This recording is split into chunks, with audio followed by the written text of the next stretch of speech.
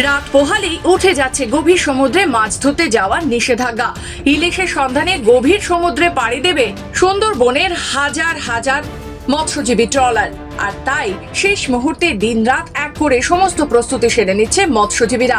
এপ্রিলের 14 তারিখ থেকে জুন মাসের 14 তারিখ পর্যন্ত থাকে সরকারি নিষেধাজ্ঞা। কোনো মৎস্যজীবী তখন গভীর সমুদ্রে মাছ ধরতে যেতে পারে না। আর তাই শেষ মুহূর্তে প্রস্তুতি চলছে জোর কদমে। নতুন করে ট্রলারে পাটাতন মারা থেকে শুরু করে নতুন রঙের প্রলেপ পড়ছে বিভিন্ন ট্রলারে। পর্যাপ্ত পরিমাণে জলখাবার, তেল, বরফ সমস্ত কিছুই মজুত করে নেওয়া হচ্ছে। এফবি ভগবতী, এফবি মহামায়া সহ একাধিক ট্রলারে চলছে পুজো দেওয়ার পালা। কারণ রাত পোহালেই হাতে মিলবে লাইসেন্স, আর তারপরেই রূপলি শস্য ইলিশের সন্ধানে পাড়ি দেবে তারা। কিছু বছর ধরেই ভালো ইলিশের দেখা মিলছে না মৎস্যজীবীদের জালে। এবছর তারা অনেকটাই আশাবাদী, কারণ একটা প্রাকৃতিক বিপর্যয় রেমাল ইতিমধ্যেই বয়ে গেছে দক্ষিণবঙ্গের ওপর দিয়ে। পূবালি বাতাস আর ঝিরিঝিরি বৃষ্টি, ইলিশের আদর্শ পরিবেশ। এবারে মিলবে বলে আশাবাদী মৎস্যজীবীরা। জালে পড়বে প্রচুর রূপলি শস্য ইলিশ। প্রতিবারই এই গভীর সমুদ্রে মাছ ধরতে গিয়ে একাধিক ট্রলার ডুবি হয়। তাই এবছর কোস্ট গার্ডের পক্ষ থেকে মৎস্যজীবীদের নিয়ে একটি মহড়াও করা হয়েছে, যেখানে কোনো মৎস্যজীবী ট্রলার যদি দুর্ঘটনার মুখে পড়ে কি কি পদক্ষেপ নিতে হবে মৎস্যজীবীদের তা নিয়ে একটি মহড়া করা হয়। এবছর প্রত্যেক ট্রলারে থাকছে লাইফ জ্যাকেটের ব্যবস্থা। অন্যদিকে লাইফ জ্যাকেটের পাশাপাশি লাইফ বোয়া, যার মাধ্যমে যদি কোনোভাবে ট্রলার দুর্ঘটনার কবলে পড়ে মৎস্যজীবীরা ওই বোয়ার মাধ্যমে ভেসে থাকতে পারবেন। অপরদিকে বেশ কিছু ট্রলার উত্তাল সমুদ্রে পথ ভুলে দিকভ্রষ্ট হয়ে পড়ে। তাদের জন্য এবছর থাকছে উচ্চ ক্ষমতা সম্পন্ন রেডিও টেকনোলজির ব্যবস্থা, যার মাধ্যমে দিকভ্রষ্ট ট্রলারগুলিকে খুঁজে পাওয়া সম্ভব হবে। তবে অত্যাধিক গরমে ও ভোট থাকার কারণে প্রথম পর্যায়ে সুন্দরবনে অনেক ট্রলারই নামতে পারছে না গভীর সমুদ্রে। প্রথম পর্যায়ে 500 থেকে 700 ট্রলার পাড়ি দিচ্ছে গভীর সমুদ্রে। পরবর্তী পর্যায়ে বাকি ট্রলারগুলো পাড়ি দেবে। এ বিষয়ে সুন্দরবন শ্রমজীবী শ্রমিক ইউনিয়নের সেক্রেটারি সতীনাথ পাত্র জানায়, একটা কারণের জন্য দিতে পারিনি, যেহেতু জানেন আমরা 2-3 মাস সবাই ইলেকশনের কাজে ব্যস্ত ছিলাম। হাতে মাত্র 5-7 দিন পেয়েছি, সেটা সবসময় সম্ভব হয়নি এনকোয়ারি করে চেক করা।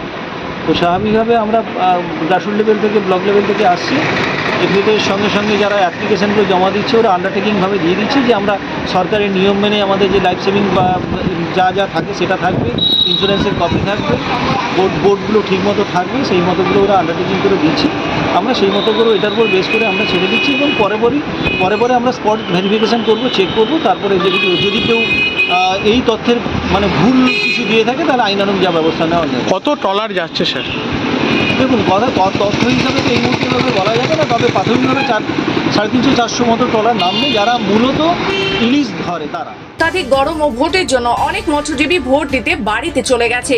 অনেকে এখনো পর্যন্ত ফিরতে পারেনি, তাই সমস্ত ট্রলার পাড়ি দিতে পারছে না প্রথম পর্যায়ে। তবে আর কিছু সময়ের অপেক্ষা, তারপরেই রসনা প্রিয় বাঙালির পাতে পড়তে চলেছে রূপলি শস্য ইলিশ। ওই 14 তারিখের দিকে ছাড়বো। অনেক ট্রলার দেখা যাচ্ছে যে এখন রেডি হয়নি। ওই মিস্ত্রির জন্য তো রেডি হয়নি। কেন মিস্ত্রির জন্য? ওই সামনে ভোট গেল না, ভোট তো সব চলে গেছিলো। এবার তারা আসতেছে জোর করে, তারপরে কাজ হচ্ছে। আর এক জায়গার তো মিস্ত্রি নয়, বহু জায়গার মিস্ত্রি। আর যারা আসছে এখন রাত দিন করে কাজ, রাত্রে দিনে কাজ করতে পারছে না গরমের জন্য। কারণ হচ্ছে তোমার যে বিভিন্ন ধরনের এলাকার মধ্যে ভোট ছিল, লোক আসতে পারেনি, যা বা মিস্ত্রির বিভিন্ন জায়গার এলাকার লোক ছিল, আসতে পারেনি, সেজন্য কাজ করতে পারেনি। যে বিভিন্ন গরম পড়ছে, যার জন্য দিনের বেলায় কাজ করতে পারছে না, রাত্রিবেলায় কাজ করাচ্ছি, এই হচ্ছে কথা। আর আমাদেরও হচ্ছে 14 তারিখ বেরোনোর কথা, হয়তো 14 তারিখ বেরোবে কী করে, এখন তো আমাদের কাজটা কমপ্লিট হচ্ছে না। কারণ হচ্ছে আমাদের ট্রলার মিস্ত্রিরা বাইরে ছিল, ভোটের ব্যাপারে গেছিলো, ওই জন্য আমাদের ট্রলারের কাজ। বাইরের বলতে?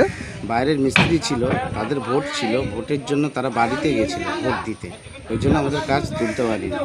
ঠিক আছে, ওই জন্য আমাদের কাজ পিছিয়ে গেছে। আশা করি হয়ে যাবে। ঠিক আছে, এবার 14 তারিখ লাইসেন্স পাবো, 15 তারিখ আমরা ট্রলার ছাড়া উদ্দেশ্য নিয়েছি।